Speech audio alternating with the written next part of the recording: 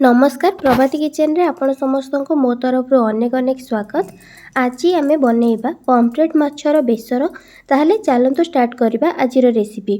एटारे प्रथमे मु 500 ग्राम रो माछ नेइची, ताकू भल से धोईकिरी गोटे जगार रखी देइची।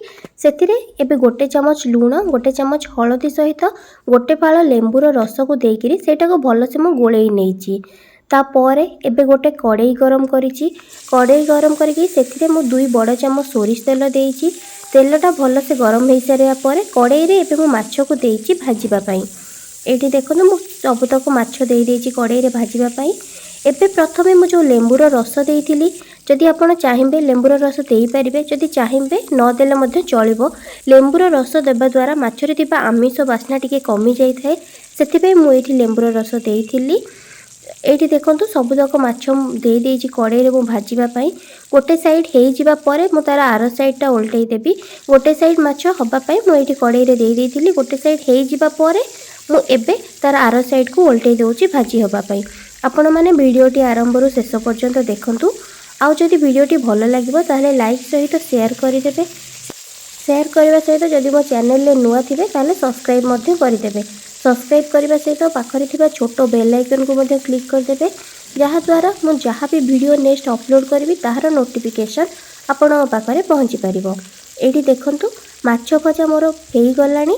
बोथ साइड रो माछ भजा हेई जिबारु मु ताकू एबे काढी किरी गोटे जगह रे रखी देबी। एठी मु माछ तक सबुतक काढी किरी गोटे प्लेट रे एठी मु काढी किरी रखी देइची।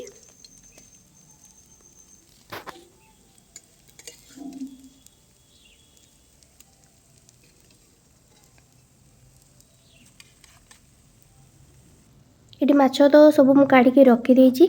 एबे सेई कड़ाई रे सोरिष मसला मु एठी प्रथमे बाटिकी रखी देइथिली, जोटा कि मु वीडियो रे देखै पारिनी। मु एठारे 3 चामच सोरिष ता सहित 1.5 चामच जीरा सेटा को देइकिरी मु भल से बाटी नेइथिली। एबे सेई सोरिष मसला को मु एठी कड़ाई रे देइची। कड़ाई रे देइकिरी सोरिष मसला टिके गोळेई देबा परे मु आउ किछि पानी एथिरे देइची। पानी देइकिरी आउ किछि टाइम पर्यंत एठी मझिरे मझिरे मु गोळौची। टिके सोरिष मसलाटा हेई जिबा परे एबे मु गोटे टमाटो बड़ साइज रो टमाटो सेटा को मध्य मु एठी बाटिकिरी रखिथिली। एबे सेई टमाटो को मध्य एथिरे देइकिरी आउ टिके गोळेइबा परे एठी मु किछि मसला देइची, जोटा कि गोटे चमच लूण, गोटे चमच हळदी, गोटे चमच गरम मसला, गोटे चमच धनिया गुंड, गोटे चमच जीरा गुंड एठी देइकिरी मसला को मु भल से टिके गोळेई दउची। किछि टाइम पर्यंत मु मसला को एठी गोळेई दउची। मसलाटा जेमति भल से कसी हेई जिवो, ता सहित मसला मध्ये टिके भल से सिझी जिवो। सिझी जिबा पर्यंत मु एठी मसला को टिके गोळेई किरे रखी दउची। एठी मसलाटा हमर हेई गलानी टिके।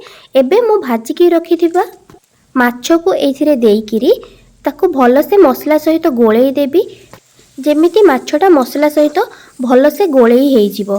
एठी मु मसला सहित माछ को देइकिरी किछि टाइम पर्यंत सेटा को भल से गोळेई दउची। माछटा भी मसला सहित टिके कसी हेई जिवो। टिके एबे गोळेई सारिबा परे एबे मु एठी पानी दउची। मु एठी गोटे ग्लास पानी देइची। गोटे ग्लास पानी देइकिरी सेटा को भल से गोळेई देइची। गोळेई सारिकिरी एटा को मु किछि टाइम पर्यंत तरकारी को घोड़ेई किरी रखी देबी, तरकारी रे टिके फुटी जिबा पई। एठी देखंतु तरकारी टिके पानीटा तार फुटी गलानी, टिके पानी कम भी हो जाइए। एबे एही टाइम रे मु 2 फाळ आंबुल नेइची।